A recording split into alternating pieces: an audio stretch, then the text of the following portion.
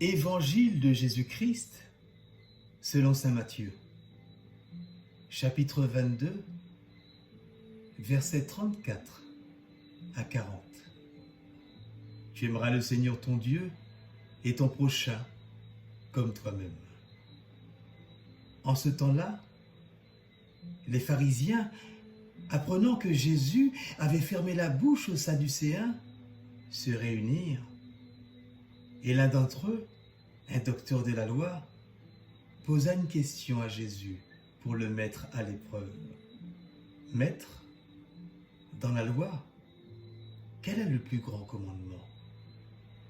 Jésus lui répondit, « Tu aimeras le Seigneur ton Dieu de tout ton cœur, de toute ton âme et de tout ton esprit. Voilà le grand, le premier commandement. Le second lui est semblable. Tu aimeras ton prochain comme toi-même. De ces deux commandements dépend toute la loi, ainsi que les prophètes. Acclamons la parole de Dieu. Bonjour mes chers amis. Les textes de ce dimanche nourrissent notre foi sur la loi et l'amour. La loi dans la Bible est vraiment un chemin qui doit guider l'homme vers ce pourquoi il a été créé, la liberté d'aimer, grandir en humanité, en divinité et en sainteté. Toutes les Écritures, qui sont la parole inspirée de Dieu, ne peuvent se lire, se comprendre, se vivre en dehors de cette perspective. C'est pourquoi le mouvement vertical, qui représente l'amour de Dieu, et le mouvement horizontal, qui représente l'amour du prochain, se croisent pour ne faire qu'un, comme le Christ avec ses deux bras sur la croix. Chers frères et sœurs en Christ, le chemin de l'amour de Dieu et du prochain a pour unique source Dieu lui-même qui est amour. Tiré de la première lettre de Jean, chapitre 4, verset 8.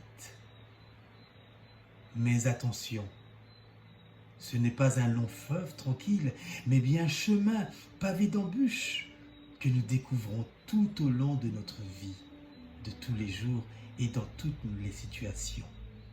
Dans notre église, dans notre famille, dans notre travail.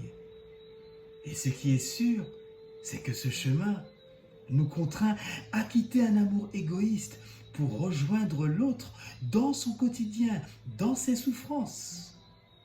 Ce que l'on appelle un amour éros, qui signifie égoïste.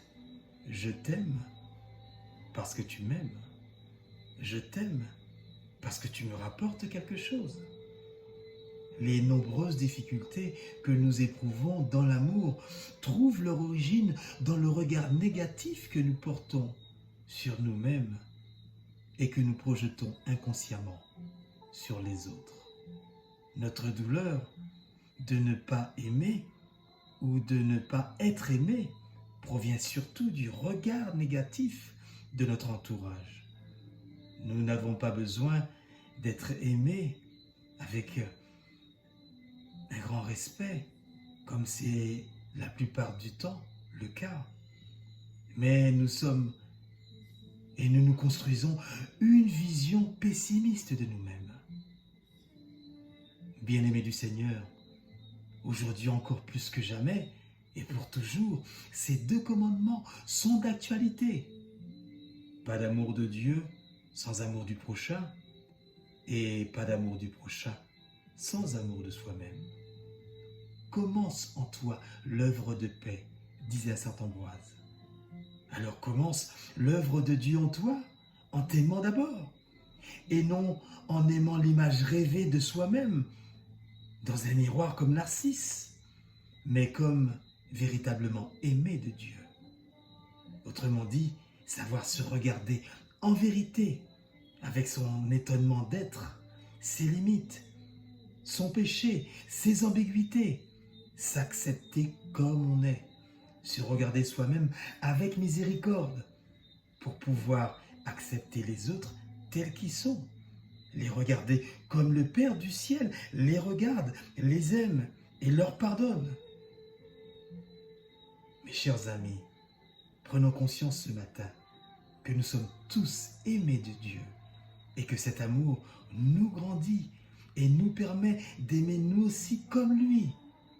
Et c'est ainsi que nous prendrons progressivement conscience du lien très étroit qui existe entre l'amour de Dieu et l'amour que nous portons à nous-mêmes et l'amour que nous portons aux autres. Rendons grâce à Dieu pour l'amour débordant et gratuit qu'il nous donne et que cet amour nous donne la force d'aimer. Amen et bon dimanche. C'était la parole dominicale de l'aumônerie catholique de prison de Ducos, en Martinique.